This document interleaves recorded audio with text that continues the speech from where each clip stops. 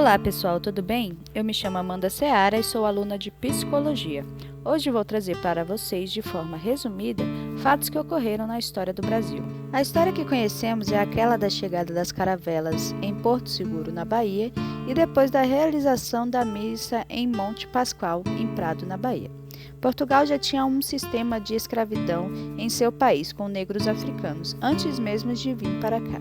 Portugal já tinha o hábito de comprar negros africanos para a escravidão.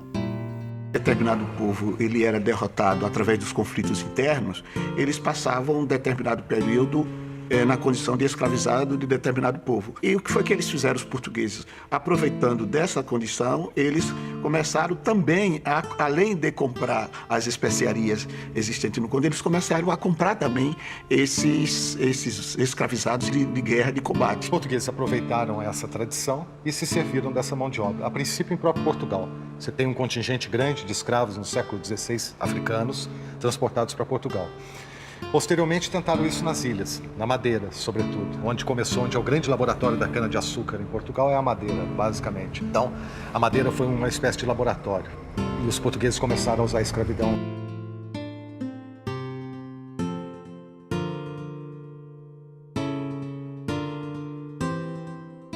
Os povos indígenas viviam aqui em sociedade respeitando as diferentes culturas que habitavam no território brasileiro. Os Guarani, por exemplo, já viviam aqui há mais de 4.000 anos. Nossa civilização era organizada e havia respeito. De terra firme, quer dizer, longe dos grandes rios, e você encontra também um monte de evidências de populações lá ocupando. Quer dizer, qualquer lugar na Amazônia que você cave um buraco, você encontra evidências de populações indígenas do passado. Ao longo do rio Amazonas existiram sociedades complexas, sociedades que eram estratificadas, tinha exércitos, tinha camada de sacerdotes, etc. Mas o que se pode dizer é que essa população não era de nenhuma maneira homogênea. Ela era bastante diferenciada. Quando os brancos chegaram, eles foram admitidos como mais um na diferença. E se os brancos tivessem educação, eles podiam ter continuado vivendo aqui no meio daqueles povos e produzido outro tipo de experiência. Mas eles chegaram aqui com a má intenção de assaltar essa terra e escravizar o povo que vivia aqui. E foi o que deu errado. Então eu digo isso, qualquer uma pessoa que estiver me ouvindo falar, e se você se sente parte dessa continuidade colonialista que chegou aqui, você é um ladrão. O seu avô foi, seu bisavô foi. É um mito de origem, gente. Nós somos adultos, a gente não precisa ficar embalado com essa história. A gente pode buscar entender a nossa história com as diferentes, matizes que ela tem e ser capaz de entender que não teve um evento fundador do Brasil.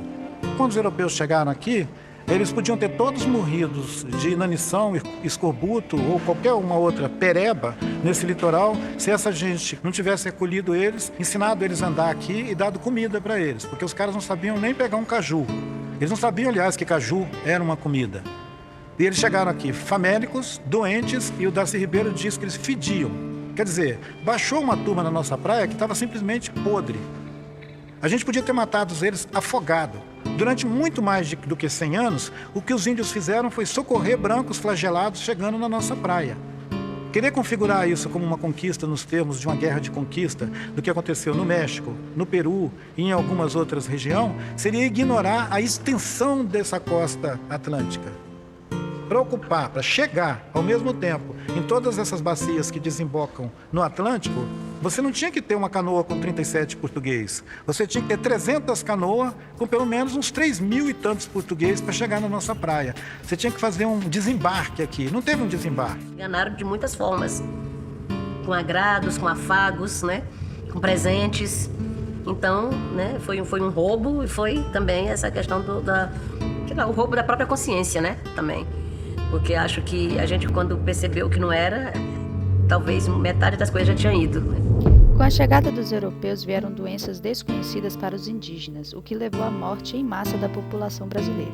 Com isso, os portugueses se viram sem trabalho escravo o suficiente para implementar a cana-de-açúcar aqui, e tiveram que trazer africanos para substituir os índios. Os povos indígenas eram compostos por guerreiros também. Haviam conflitos internos entre tribos. Os portugueses se aproveitaram disso para fazer com que essas tribos guerreassem entre si e quem perdia era escravizado. Assim, os portugueses não precisavam sujar suas mãos em busca de escravos indígenas. A história da colonização É a história da conquista contínua, da guerra contínua, para ocupar o território e dominar os povos. Isso tem um início lá nos anos de 1530 e vai percorrer toda a nossa história. Os índios foram escravizados à exaustão e mortos aos milhares, de todas as formas. Forçados a negar suas culturas e suas vidas, muitos se rendiam para não serem executados. Ao serem escravizados, os indígenas se rebelaram, queimaram engenhos, comiam o gado dos novos fazendeiros. Muitos indígenas preferiam a morte por causa da maneira em que os portugueses os tratavam. Nenhuma guerra interna se igualava à crueldade europeia. Para poder matar e escravizar tanto os indígenas quanto os africanos, o Império Português assinou uma lei no ano de 1570, autorizando catequizar esses indivíduos. E, para aqueles que negassem a fé cristã, os portugueses teriam o direito de matá-los. Muitos que não aceitavam eram mortos, né? Muitos de nós era proibido de falar a língua, era proibido de assumir um nome indígena, por exemplo, né?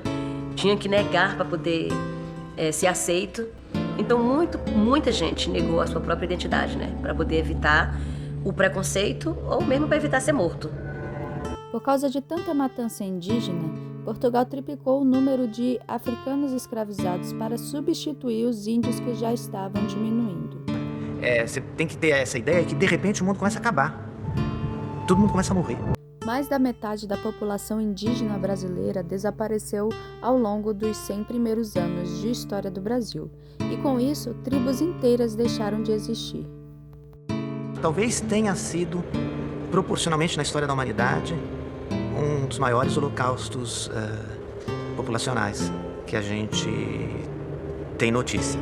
Até meados de 1800, a cada 100 pessoas que entravam no Brasil, 87 delas eram negros escravizados. Se não fôssemos invadidos pelos europeus, evoluiríamos naturalmente e seríamos uma população original desta terra, totalmente capazes de nos desenvolver por nós mesmos. Teríamos nossa própria identidade.